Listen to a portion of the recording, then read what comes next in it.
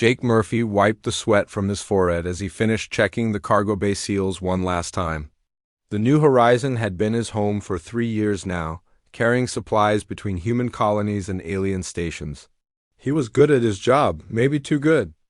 That was becoming a problem. The ship hummed quietly around him as it approached Kepler Station 7. Through the small porthole, Jake could see the massive alien structure growing larger against the backdrop of stars. The station looked like a giant flower made of metal and glass, with long arms reaching out in all directions. It was beautiful, but Jake knew it was also dying. The Zephyrians who ran the station had been calling for help for months. Their ancient systems were failing, and they did not know how to fix them. Jake had read the reports. Power failures, water recycling problems, air scrubbers breaking down. It was a mess and getting worse every day. Jake walked toward the mess hall, his boots echoing in the empty corridor. The rest of the crew was already there, eating dinner and talking in low voices. They stopped when he entered, and Jake felt the familiar chill of being unwelcome. Captain Lisa Grant looked up from her meal. She was a tough woman with gray hair and cold eyes. "Jake, there you are. Sit down, eat something." Jake took a seat at the end of the table. The others, Ryan Clark, Pete Johnson, and Amy Davis, avoided looking at him. They had been acting strange for weeks now, whispering when they thought he could not hear, stopping conversations when he walked into a room. "So tomorrow we dock at Kepler Station 7, Lisa said, cutting into her synthetic steak. "Standard supply run, should be simple." Jake nodded and took a bite of his food. It tasted odd, more bitter than usual. "I looked at their maintenance requests. They really need help with those systems. Maybe I could stay a few extra days and help them out." The silence that followed was heavy. Ryan and Pete exchanged glances. Amy stared at her plate. "That is not necessary," Lisa said finally. "We deliver the supplies and leave?" "That is the job." Jake felt his anger rising. "Lisa, these people are dying. Their station is falling apart. I could fix half their problems in a week." "The Zephyrians are not our responsibility," Lisa snapped. "We have schedules to keep." Jake was about to argue when a wave of dizziness hit him. The room seemed to spin slightly. He blinked, trying to focus. "I do not feel so good." "Maybe you should go rest," Amy said quietly. She would not meet his eyes. Jake tried to stand, but his legs felt weak. The bitter taste in his mouth was getting stronger. "What did you do to my food?" "Just go to bed, Jake," Lisa said. Her voice sounded far away. "You will feel better in the morning." But Jake would not feel better in the morning, because he would not be on the ship. The last thing he remembered was falling to his knees in the corridor, reaching out for help that never came. Jake woke up to the sound of alien voices and the smell of recycled air. His head pounded like someone was hitting it with a hammer. He was lying on a cold metal floor in a room he had never seen before. Slowly, he sat up and looked around. The room was small and cramped, filled with pipes and electrical panels. Everything was designed for beings much smaller than humans. The walls curved in a way that made him dizzy, and the lighting was too blue for human eyes. He was alone. Jake struggled to his feet and found a small window. Outside, he could see the deep black of space dotted with stars. There was no sign of the New Horizon anywhere. They had left him, after 3 years of loyal service. After saving their lives more times than he could count, they had drugged him and abandoned him on an alien station. The betrayal hit him harder than any physical pain. Jake checked his pockets. His personal belongings were gone. His tools, his datapad, even his lucky coin from Earth. They had taken everything except the clothes on his back. The door to the room opened with a soft hiss. A Zephyrian appeared in the doorway. It was about 4 feet tall, with 6 arms and a face that looked like a cross between a praying mantis and a butterfly. Its large compound eyes reflected the blue light like mirrors. "The human is awake," it said in heavily accented English. "I am Security Chief Vex4. You will come with me." Jake had no choice but to follow. The Zephyrian led him through narrow corridors that seemed to go on forever. Other aliens stopped to stare at him. Some clicked their mandibles in what might have been fear or curiosity. They entered a larger room that looked like some kind of control center. Screens covered every wall, showing different parts of the station. Most of them were flashing red. Warning lights. A larger Zephyrian sat behind a curved desk. This one wore some kind of uniform and had more colorful markings on its carapace. It looked up as they entered. "I am Commander Crixnine," it said. "You are Jake Murphy, human engineer from the cargo ship New Horizon." "That is right," Jake said. His voice was hoarse from whatever they had given him. "Where is my ship?" "Your ship departed 6 hours ago," Crixnine said. "They left you here." "They said you were sick and needed medical attention," Jake laughed bitterly. "They said I was sick." "Are you not sick?" Vex-4 asked, tilting its head in confusion. "No, I am not sick. They drugged me and abandoned me here." Jake looked around the room at all the warning lights. "Though I guess I am stuck here now." Crixnine and Vex-4 exchanged what might have been worried looks. "Your species has abandoned you," Crixnine said. "This is difficult to understand. Zephyrians do not abandon their own." "Yeah, well, humans can be real pieces of work sometimes," Jake said. He was trying to stay calm, but inside he was terrified. He was stranded on an alien station with no way to get home, no way to call for help, and no idea what the aliens planned to do with him. "What will you do with me?" he asked. Crixnine was quiet for a long moment. "We do not know. We have never had a human abandoned on our station before. We do not have food that you can eat. We do not have quarters designed for your size. We do not know how long you will live here." Jake felt his heart sink. Zephyrians were not being cruel. They were just being honest. They had their own problems, and a stranded human was just one more thing they could not handle. "How long do any of us have?" Jake asked, pointing at the warning lights. "Our engineers estimate 2 weeks before life support fails completely," Vex-4 said. "Maybe 3 weeks if we are very careful with power." Jake stared at the screens. 2 weeks. Even if he could somehow contact Earth, no rescue ship could get here in time. He was going to die on this station, along with 300 Zephyrians, but as he looked at the flashing warning lights, something stirred in his chest. It was not hope exactly, but it was something. He was an engineer. He fixed things. It was what he did, what he was good at. "Commander," he said, "I would like to see your engineering section." Crixnine looked surprised. "Why?" "Because," Jake said, "if I'm going to die here, I might as well try to fix a few things first." Jake followed Vex-4 through the winding corridors of Kepler Station 7. The walls were covered with cables and pipes that seemed to grow like vines. Everything was built for creatures much smaller than humans, so Jake had to duck under low-hanging equipment and squeeze through narrow passages. The air tasted stale and recycled. Jake could hear the station groaning around them, metal creaking under stress. Warning lights flashed everywhere, casting red shadows on the curved walls. This place was falling apart, and everyone knew it. They entered what looked like the main engineering section. It was a large room filled with control panels and screens, but everything was chaos.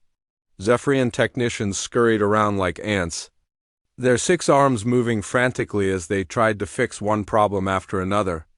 The noise was incredible, alarms beeping, machinery grinding, and aliens clicking their mandibles in distress. "This is Chief Engineer Zek-7, Vex-4 said, pointing to a Zephyrian who was larger than the others. "He has been trying to repair the station for many months." Zek-7 looked up from a control panel that was sparking dangerously. His compound eyes reflected the flashing lights as he studied Jake. "You are the abandoned human," he said in broken English. "Why are you here?" "I want to help," Jake said simply. Zek-7 made a sound that might have been laughter. "Help? You know nothing about our systems? You are not trained in proper procedures? You will only make things worse." Jake looked around the room. "With respect, Chief, things are already pretty bad." One of the screens on the wall showed a diagram of the station. Red sections indicated systems that were failing. Jake counted at least 20 different problems, and those were just the ones they knew about. "What is the biggest problem right now?" Jake asked. "Power grid," Zek-7 said without hesitation. "Section 7 through 12 have lost main power. We are running on backup generators, but they will not last long." Jake moved closer to the screen. The power grid diagram looked like a spider web, with energy flowing from a central core to all parts of the station. But several of the lines were dark, showing where the flow had stopped. What caused the failures? Jake asked. Old age, Zek7 said. The station is over 300 years old. Parts wear out, connections fail. This is normal. But you are fixing them the same way they were fixed 300 years ago? Jake said. It was not a question. Zek7 stopped working and looked at Jake with suspicion. We follow proper procedures. The maintenance manual tells us exactly what to do. Jake nodded. He was starting to understand the problem. Can I see the manual? Zek7 hesitated, then pulled out a thick device that looked like a combination of a book and a computer. The screen showed pages of text in the Zephyrian language, but there were also diagrams that Jake could understand. This manual was written by the original builders, Zek7 said with pride. Every procedure has been tested and approved. We do not deviate from the instructions. Jake studied the diagrams. They showed the station systems as they were when first built, not as they were now.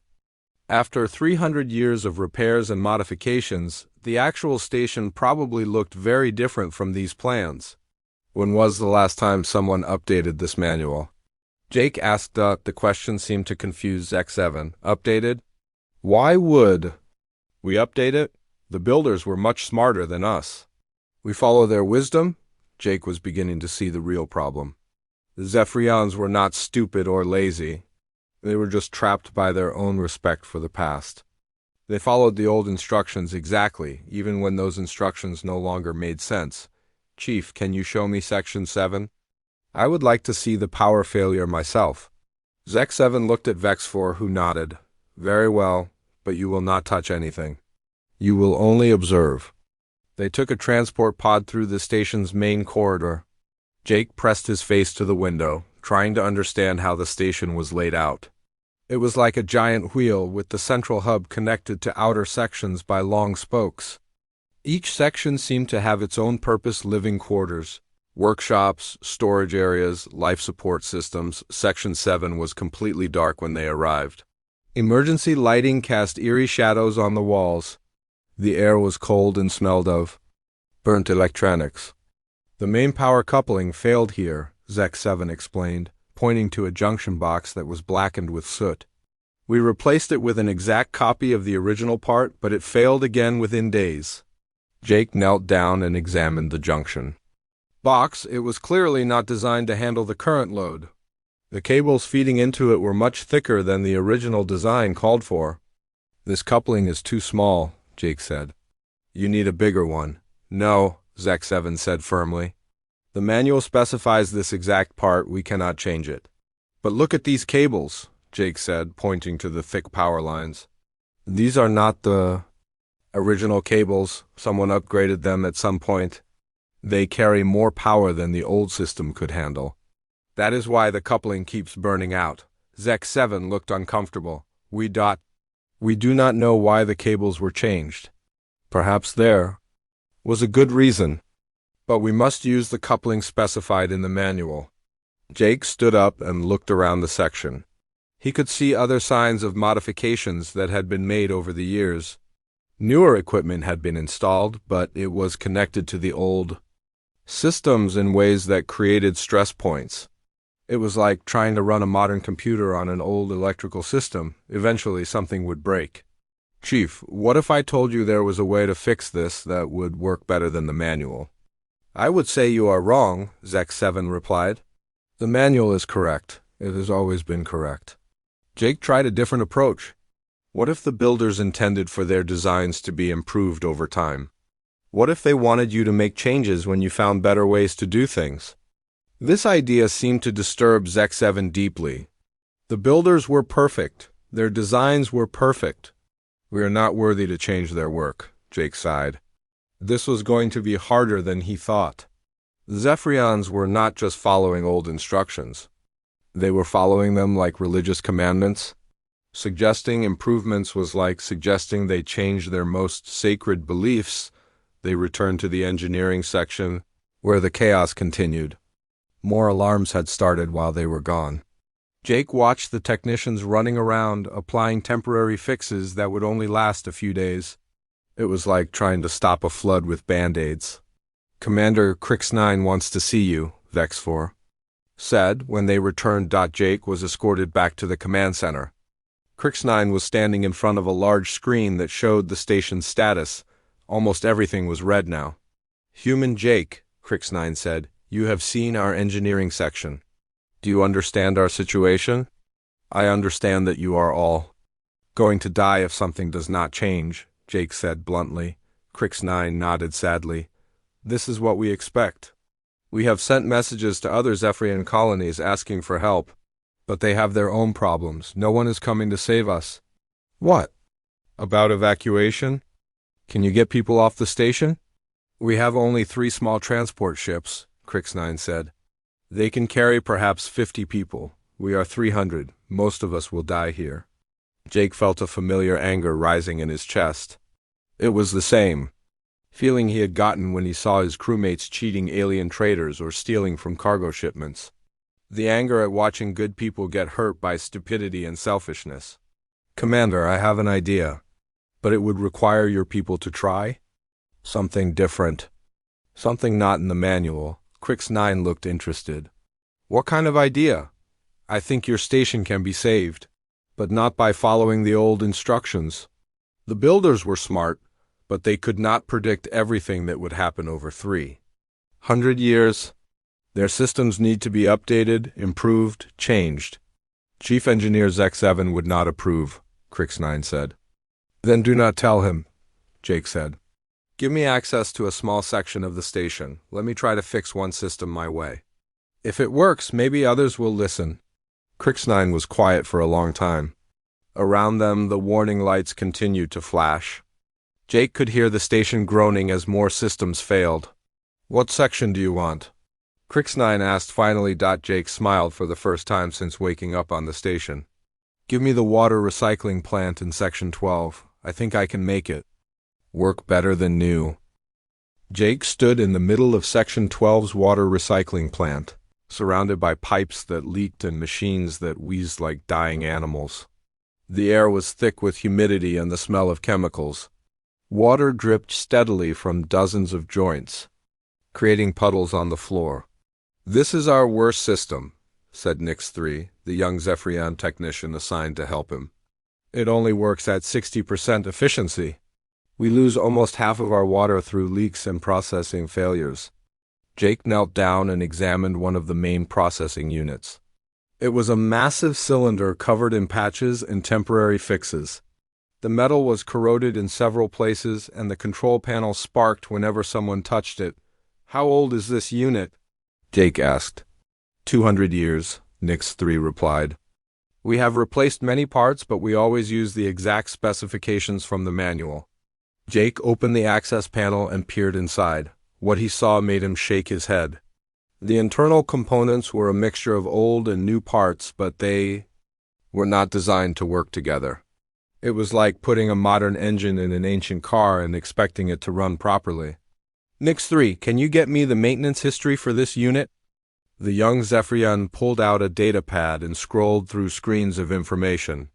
"Here, every repair for the past 50 years. Jake studied the records. The pattern was clear.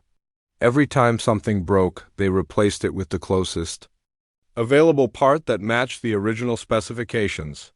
But over time, the available parts had changed. New materials, new designs, new capabilities. The technicians were following the rules, but the rules were making the system worse." "What would happen if we ignored the manual?"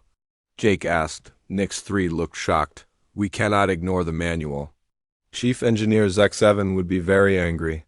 Commander Crix-9 would lose faith in us. The other technicians would not respect us." "But what if it worked better?" Nix-3 was quiet for a long time. Finally, he said, "I have sometimes wondered about that. But wondering is not the same as doing." Jake spent the next 2 days crawling through the water recycling plant, mapping every pipe and connection. He found problems everywhere. Pumps that were too small for the pipes they fed. Filters that were the wrong type for the water they processed. Control systems that tried to run equipment they were not designed for. But he also found something else, hidden in the deepest part of the plant behind panels that looked like they had not been opened in decades.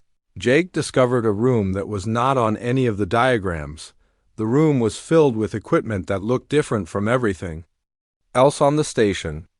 More advanced, more sophisticated. And in the center of the room was a control interface unlike anything Jake had seen before. Nix-3, what is this place? Jake asked. The young Zephyrian looked around nervously. I do not know.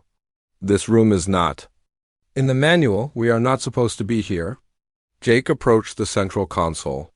It was covered in dust, but when he touched it, the screen came to life. Text appeared in a language he did not recognize, but the interface was intuitive. It showed a three-dimensional map of the entire station, with every system connected by flowing lines of data. It is some kind of central control system, Jake said. Look, it shows the water plant, the power grid, the air recyclers, everything. As Jake touched different parts of the interface, the display changed. He could see the flow of water through the recycling plant, the electrical load on the power grid, the chemical balance in the air processors. It was like looking at the station's nervous system. This is incredible, Jake whispered. The original builders did not just design individual systems. They designed them to work together, to adapt to changes, to learn from experience. Nix-3 moved closer to the screen.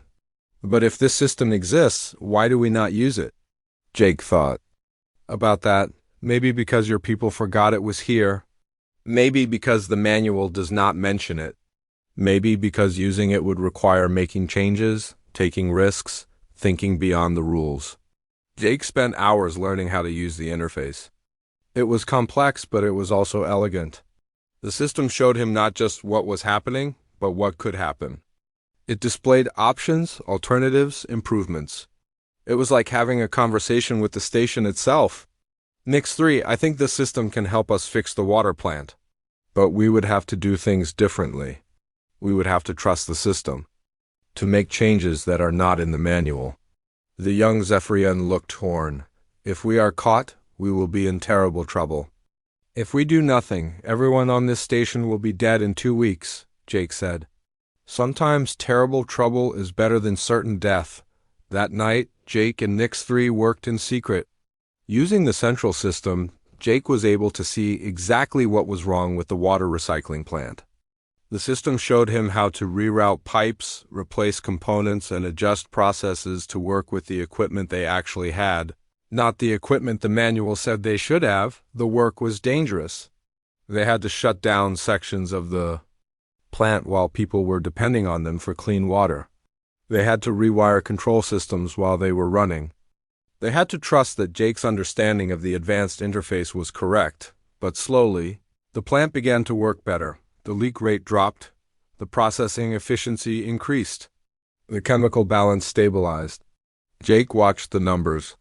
On the screen, improve hour by hour. By morning, the water recycling plant was running at 95% efficiency. The leaks had stopped. The machines ran quietly and smoothly. The water coming out was cleaner than it had been in years. Jake and Nix-3 stood in the control room, exhausted but triumphant. The displays showed green lights where there had been red warnings before. We did it, Nix-3 said, his voice full of amazement. We actually did it. But their celebration was short-lived. The door burst open and Chief Engineer Zek-7 entered, followed by several other senior technicians. His compound eyes were dark with anger. What have you done? Zek-7 demanded. The water plant is showing readings that make no sense. The flow rates are impossible. The efficiency numbers are wrong. The numbers are right, Jake said calmly. The plant is working better than it has in decades. That is impossible, Zek-7 said. You have not followed proper procedures. You have not used approved parts. You have violated every rule in the manual. Jake led the group to the main processing unit. It hummed quietly, a sound of smooth efficiency. The control panel showed perfect readings. The water coming out was crystal clear. Look at it, Jake said. Does it look like something that is broken? Zek-7 stared at the unit, his anger warring with confusion. But this is not how it is supposed to work. Maybe the manual is wrong, Jake said. Maybe the builders intended for their systems to be improved over time. Maybe they built this station to grow and change and learn. Jake led them to the hidden room with the central interface. When the senior technicians saw the advanced control system, they fell silent. The three-dimensional display showed the entire station, with the water plant glowing bright green in the middle of all the red warnings. This system was here all along, Jake said. The builders did not just give you maintenance procedures. They gave you the tools to make those procedures better, but you have to be willing to use them. Zek-7 stared at the display for a long time. Jake could see the conflict in his posture. Everything he believed about proper procedures and sacred manuals was being challenged. If we use this system, Zek-7 said slowly, we will be changing things that have worked for 300 years. No, Jake said. You will be changing things that have not worked for 300 years. The builders were smart, but they were not gods. They made this station to be improved, not just maintained. Commander Crixnine arrived an hour later, summoned. By reports of the impossible improvements in Section 12, he stood in the hidden room, looking at the interface display, while Jake explained what they had discovered. You are saying the builders left us tools we never knew existed, Crixnine said. I am saying they left you tools you forgot existed, Jake replied. This system is not just for maintenance. It is for growth, for adaptation, for making the station better than it was when they built it.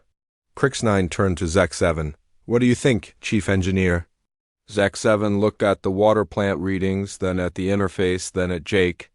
I think, he said slowly, that perhaps it is time to learn something new.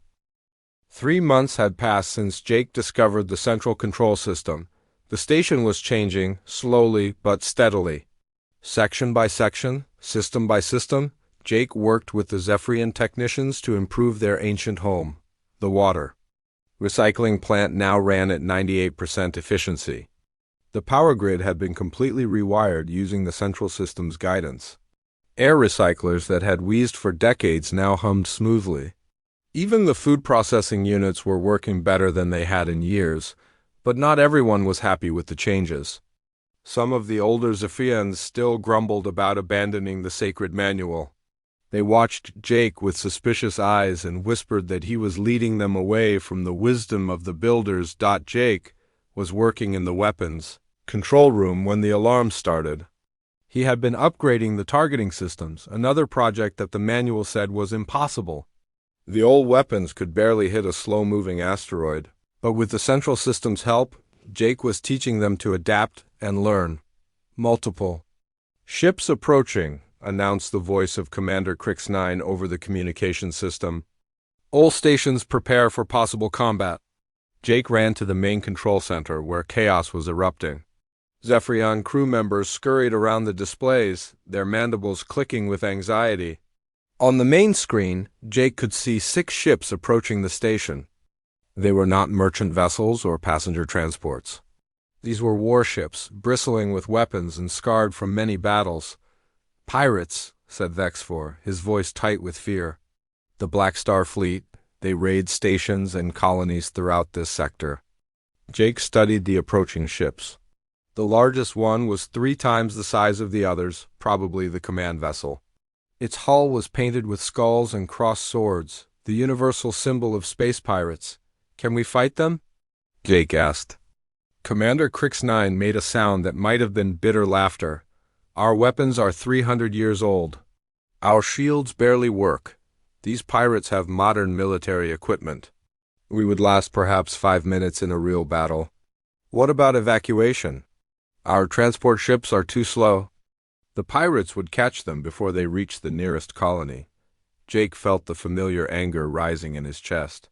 After 3 months of hard work, after saving the station from slow death, they were going to be destroyed by a bunch of thugs who took what they wanted by force. Commander, how long before they get here? 2 hours, Crixnine replied. Maybe less if they push their engines hard. Jake turned to the weapon control station. The display showed the station's defensive systems, most of them flashing yellow warnings. But Jake had spent weeks working with these systems. He knew what they could do now, even if the pirates did not. "Nix 3, Jake called to his young assistant. "Get me a connection to the central control system.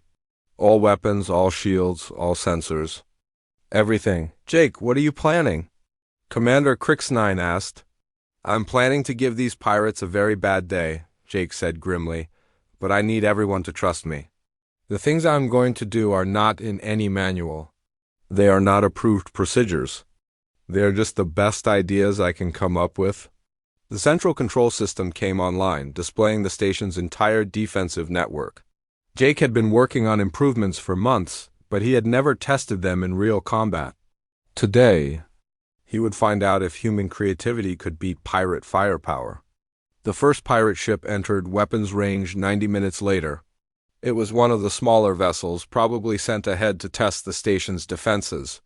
Jake watched it approach on the sensors, waiting for the right moment. "Now," Jake whispered, and touched the firing control. The station's main laser cannon swiveled with smooth precision and fired.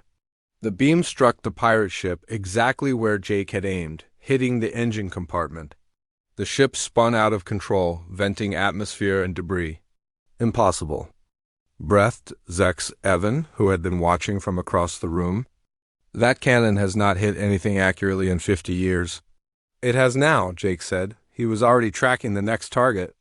"The central system learns from each shot. It gets better every time." The remaining pirate ships spread out, approaching from different angles. Their commander was being cautious now, probably wondering how a dying alien station had suddenly become dangerous. Jake split his attention between weapons and shields.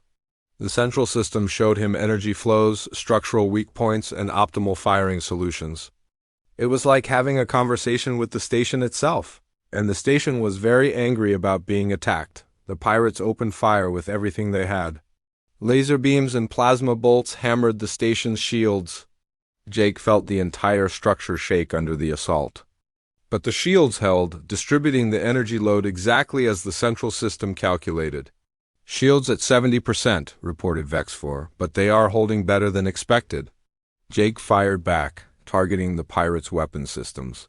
The station's cannons moved with inhuman precision, each shot calculated to cause maximum damage. One pirate ship lost its main guns. Another had its missile launchers destroyed, but the pirates were not giving up. Their largest ship, the command vessel, moved closer to the station. Its weapons were bigger and more powerful than the others. When it fired, the entire station shuddered. "Shields at 40%, Vex4 reported. His voice was steady, but Jake could hear the worry underneath. Jake had an idea. It was crazy, dangerous, and definitely not in any manual. But it might work. "Commander, can you patch me through to the pirate command ship?" Jake asked. "What? Why would you want to talk to them?" "Because I want to give them a chance to surrender." The communication came through a few moments later. The main screen showed the bridge of the pirate ship. A human in a torn uniform sat in the captain's chair, his face covered with scars and tattoos. "I am Captain Rex Carter of the Black Star Fleet," the man said. "Surrender now, and we will make your deaths quick."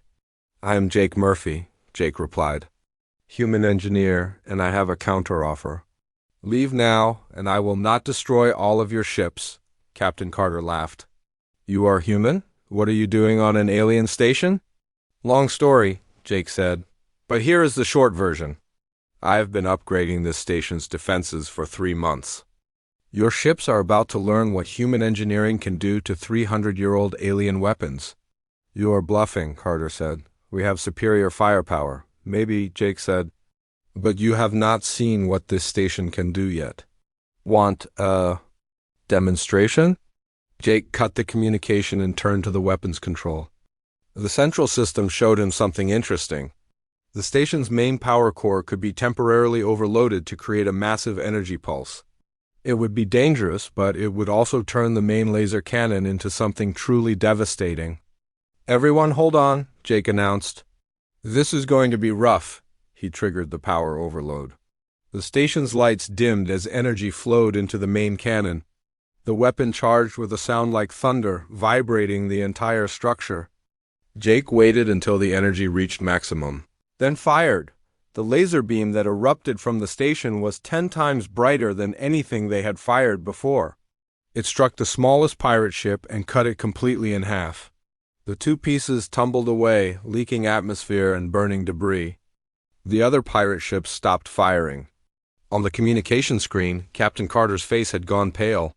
"That was a demonstration," Jake said calmly. "The next shot will be aimed at your command ship. You have 60 seconds to start moving away from this station." "You are insane," Carter said. "That kind of power surge should have destroyed your own systems." "It should have," Jake agreed, "but I am not following the manual anymore.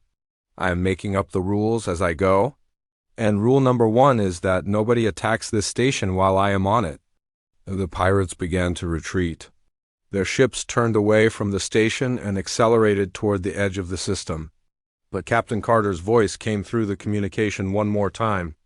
"This is not over, Murphy. I know your name now. I know your ship's registration. Your old crew will pay for what you did here today."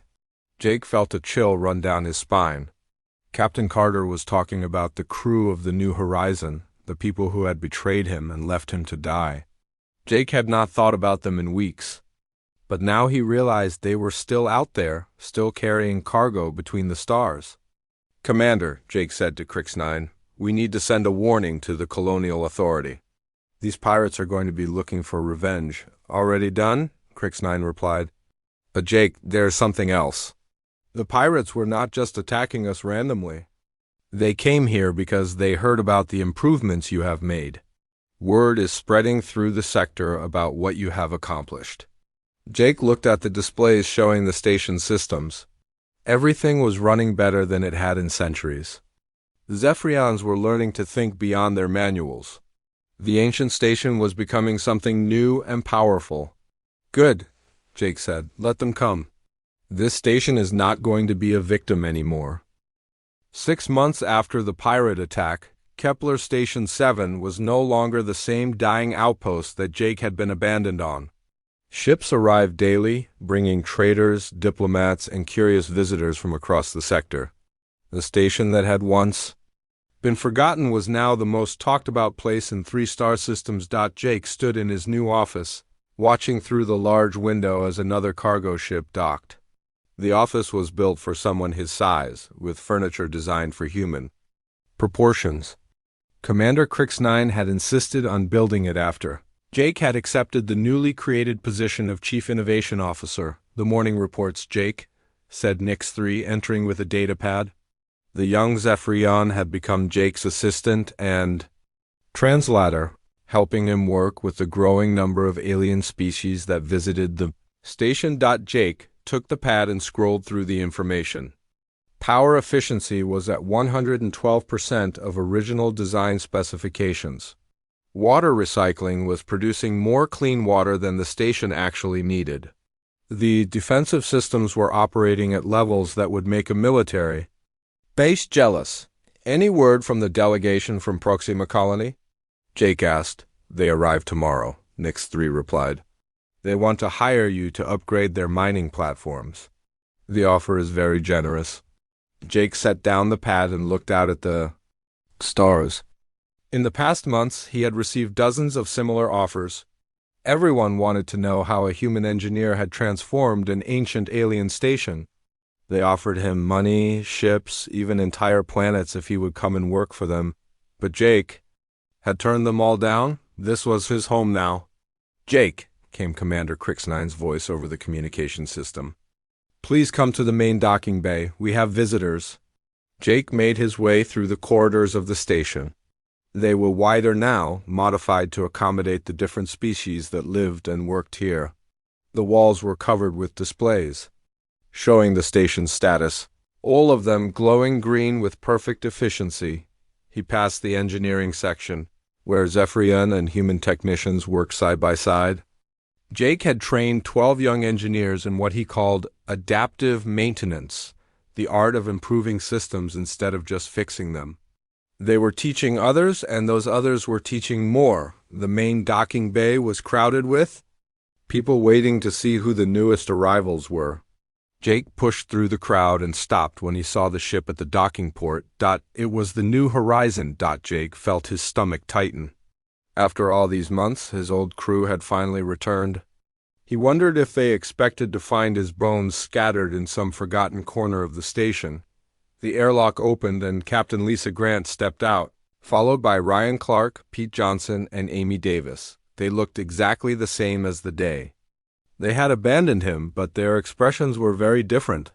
Instead of the confident smugness Jake remembered, they looked nervous and uncertain. Lisa's eyes went wide when she saw Jake standing in the crowd. She had clearly expected him to be dead. "Hello, Lisa," Jake said calmly. "Welcome back to Kepler Station 7. Lisa tried to speak, but no words came out. Ryan and Pete looked like they wanted to run back to their ship. Amy stared at Jake as if he were a ghost. "You ... You are alive," Lisa finally managed to say. "Very much so," Jake replied. "Though I have to say, no thanks to you." A security team of Zephyrians surrounded the crew of the New Horizon. Their leader was Vexfor, who had been promoted to chief of security after helping Jake during the pirate attack. "These are the humans who abandoned you?" Vexfor asked, his compound eyes reflecting the light dangerously. "They are," Jake said. "But they are also here under station protection. Nobody gets hurt on my watch." Jake led the crew to a conference room away from the crowd. Lisa and her people sat on one side of the table while Jake sat on the other. The tension in the room was thick enough to cut with a knife. "We heard stories," Lisa said quietly. "Reports about what happened here. We thought they were exaggerated." "What stories?" Jake asked. "That you turned this dying station into the most advanced facility in the sector," Ryan said. "That you fought off an entire pirate fleet. That alien governments are offering you fortunes to work for them." "The stories are true," Jake said. Amy leaned forward. "Jake, we are sorry. We thought you would be rescued quickly. We never meant for you to be stranded." Jake laughed, but there was no humor in it. "You drugged my food and left me on a failing station with no way to call for help. What exactly did you think would happen?" "We made a mistake," Lisa said. "A terrible mistake, but we want to make it right. We have a new cargo contract, a really big one. We could use an engineer of your abilities." "You want me to come back to the New Horizon?" Jake asked, amazed by their audacity. "The money would be incredible," Pete said eagerly. "We could split it 5 ways, just like old times." Jake stood up and walked to the window. Outside he could see Zephyrian children playing in the station's new recreation area. He could see human and alien workers building an addition to the research laboratory. He could see ships from a dozen different species bringing trade and knowledge to the station. "There is a problem with your offer," Jake said without turning around. "What problem?"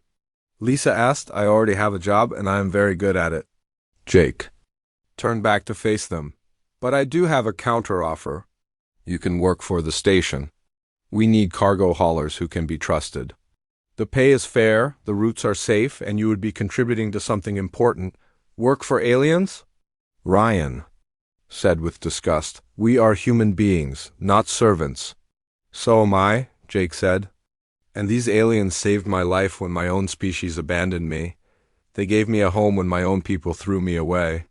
They trusted me with their most precious possession, their future." Lisa shook her head. "This is not natural, Jake. Humans should stick with humans. We should be exploring space for our own benefit, not helping aliens with their problems." "That is exactly the attitude that got you into trouble in the first place," Jake said. "You see everyone else as either competition or resources to be exploited. You never consider that cooperation might be more profitable than cheating." The conference room door opened and Commander Crix9 entered. "Jake, I apologize for interrupting, but we have received an urgent message from the Colonial Authority." "What is it?" Jake asked. "Captain Rex Carter and his pirates have attacked 3 human colonies in the past month," Crix9 said. "They are specifically targeting ships and stations with connections to you. The Colonial Authority is asking for our help." Jake felt a cold anger settle in his chest. Carter was making good on his threat, hurting innocent people to get revenge on Jake. What kind of help do they want? Jake asked. They want you to design defensive upgrades for the threatened colonies, Crix9 said. They are offering to pay the station's standard consulting fees. Jake nodded. Tell them yes. How soon can we start? There is more, Crix9 said. They are also offering you a position with the Colonial Engineering Corps. You would be their chief consultant on alien technology integration. The position comes with your own ship, a full crew, and access to any resources you need. Jake looked at Lisa and her crew. They were staring at him with a mixture of shock and jealousy. The kid they had abandoned was being offered one of the most prestigious positions in human space. I will consider the offer, Jake said. But my first loyalty is to this station and these people? Jake, Lisa said desperately, you cannot throw away your future for a bunch of aliens. Come back with us. Help your own species. I am helping my own species, Jake said. I am showing them that there is a better way to live among the stars. Not by taking what we want, but by building something worth having. Jake walked to the door, then stopped and looked back.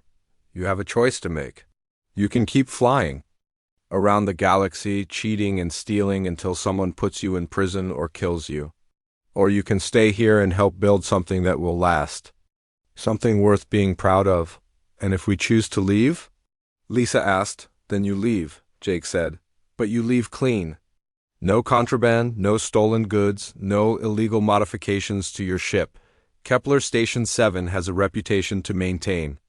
Jake left them sitting in the conference room and returned to his office. Through his window he could see their ship docked at the loading bay.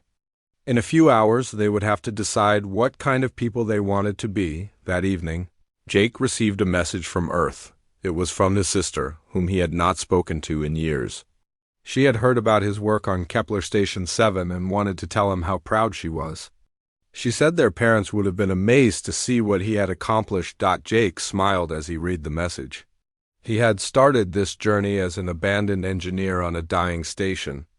Now he was building a bridge between species, showing that humans and aliens could create something better together than either could achieve alone. The next morning, Jake watched from his office as the New Horizon undocked from the station. Lisa and her crew had chosen to leave, but they left with clean cargo and legitimate shipping contracts that Jake had arranged for them. As their ship disappeared into the stars, another ship arrived. This one carried the delegation from the Colonial Authority, coming to discuss Jake's new role as their chief consultant. Jake Murphy, the engineer who had been left to die, was going to help build the future.